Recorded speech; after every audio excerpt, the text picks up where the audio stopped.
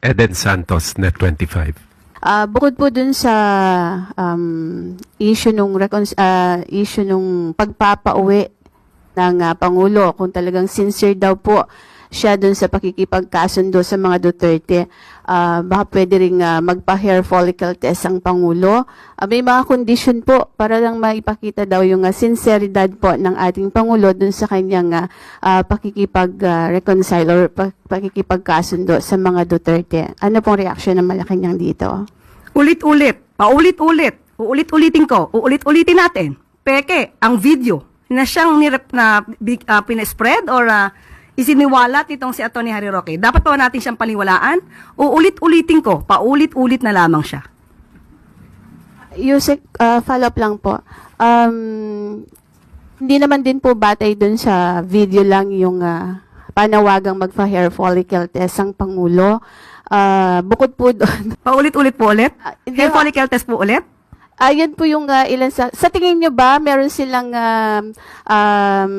karapatang magbigay ng kondisyon kapalit nung sinasabi po ng Pangulo natin na para makipagkasundo?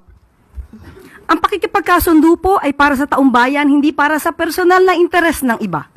Alalahanin po natin, maliwanag, uulit-ulitin ko ang sinabi ng Pangulo, sa lahat ng tao, gusto niya pong makipagkasundo para magkaroon ng stability, magampanan ang dapat magampanan at hindi madiskaril ang trabaho ng gobyerno.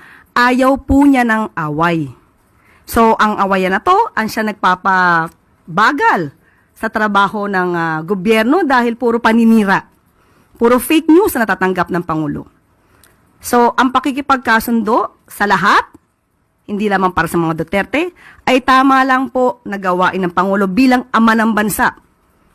Magsasakripisyo na siya kahit siya na po yung sinisiraan, kahit siya na po yung binibigyan ng maling kwento at binibigyan at ginagawa ng peke na video. Yan po ang dapat na gawin talaga ng isang ama ng bansa. Salamat po.